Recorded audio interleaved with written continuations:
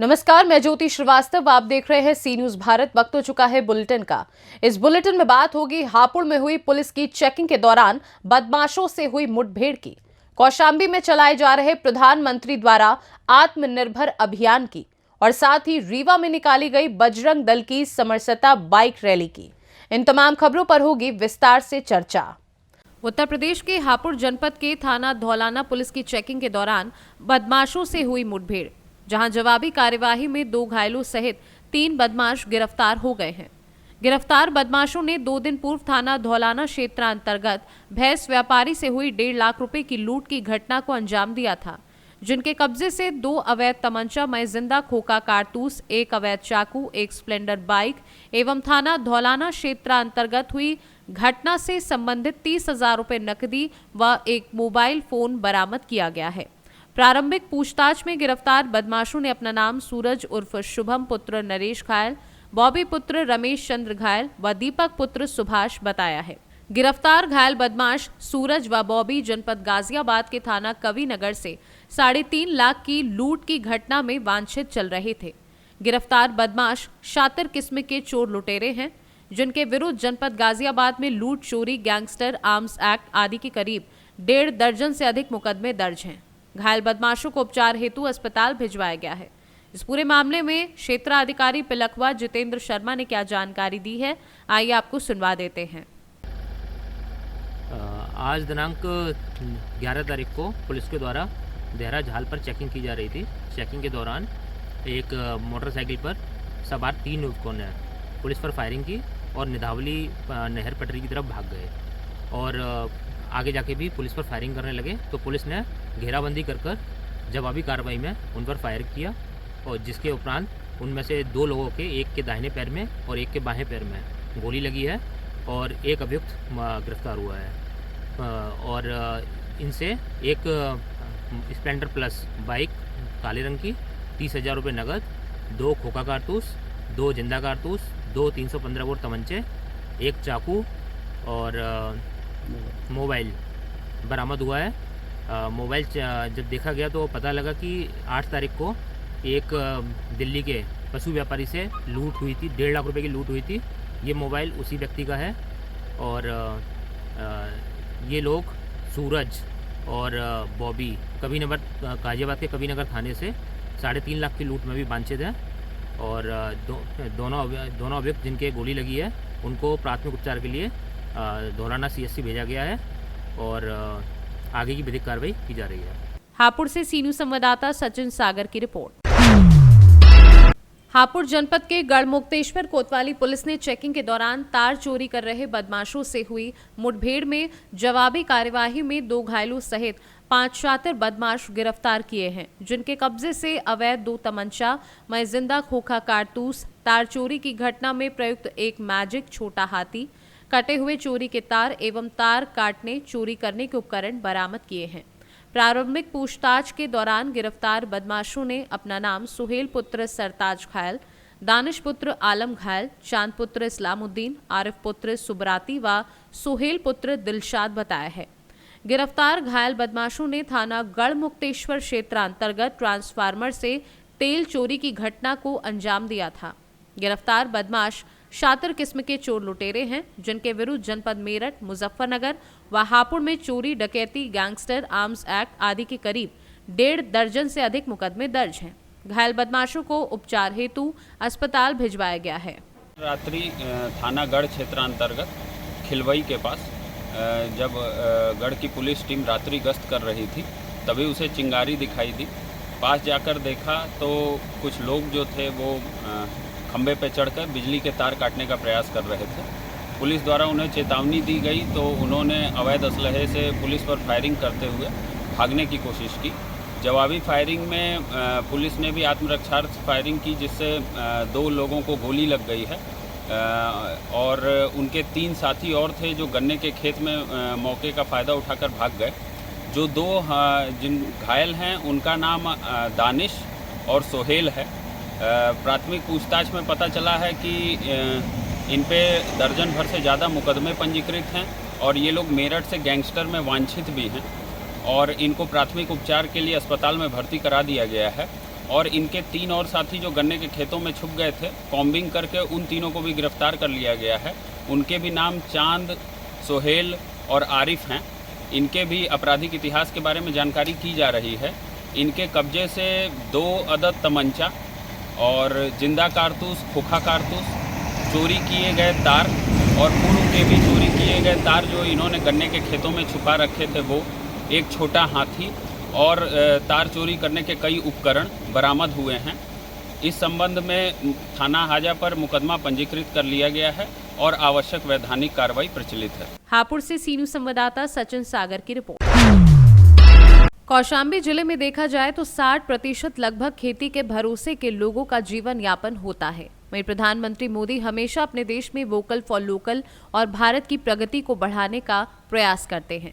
वहीं कौशाम्बी में lifestyle company जो 2013 से आयुर्वेदिक दवा और खेती में इस्तेमाल होने वाली चीजों को बाजार में लगातार लाने का प्रयास कर रही है। कंपनी के डीलर राहुल सिंह का कहना है कि उत्तर प्रदेश के कई ऐसे जिले हैं जहां मेरी कंपनी मेगा सेमिनार लगाती है। आज जैसे कौशाम्बी जिले में लगा है और मेरे एमडी सर के प्रयास से टीम बन रही है।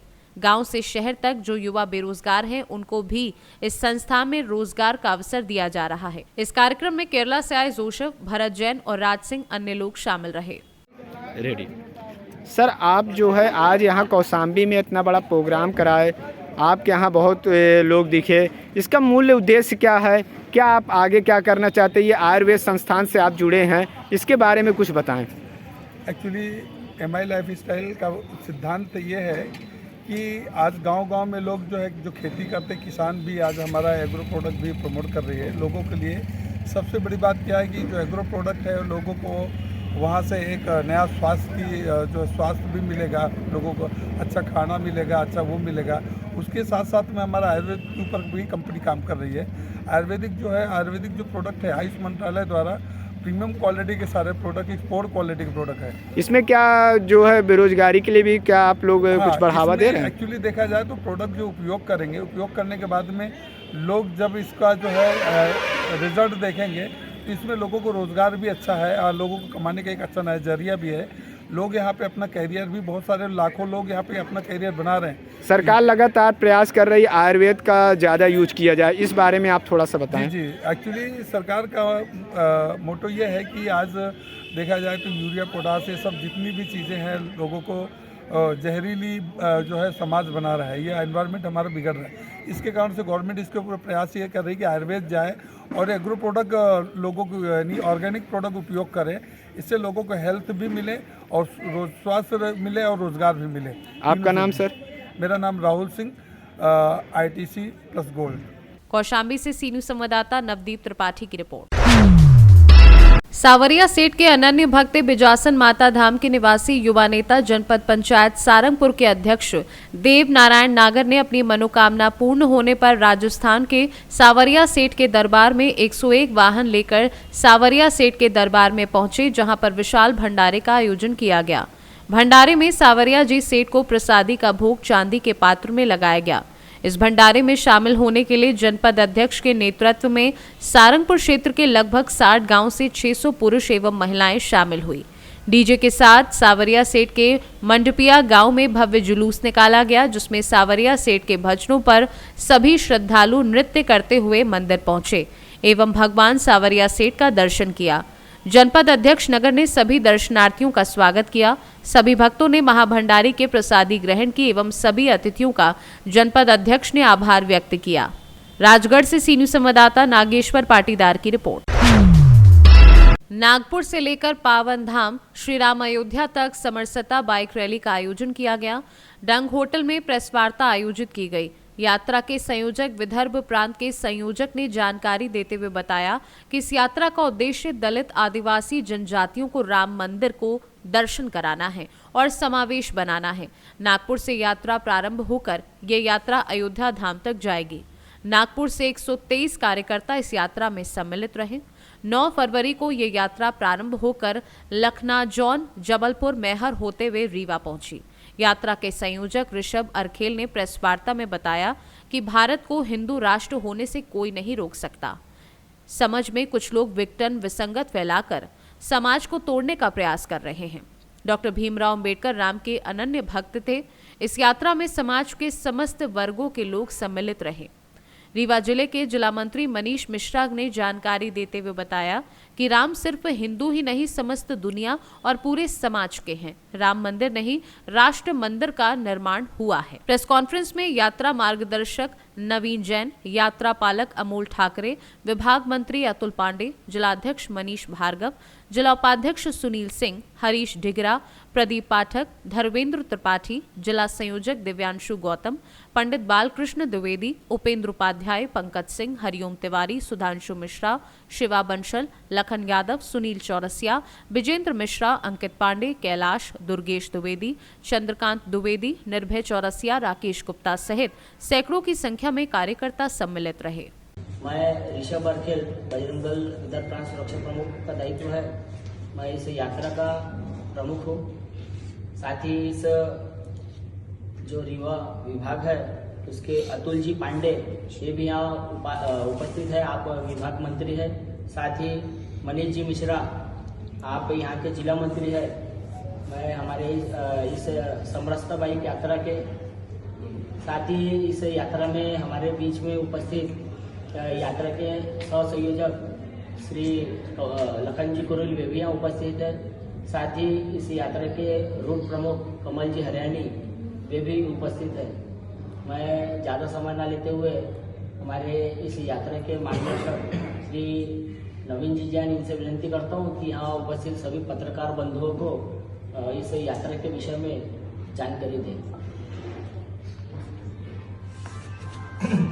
जय श्री राम। मैं नवीन जैन, बजरंग दल विदर्भ प्रांत का संयोजक।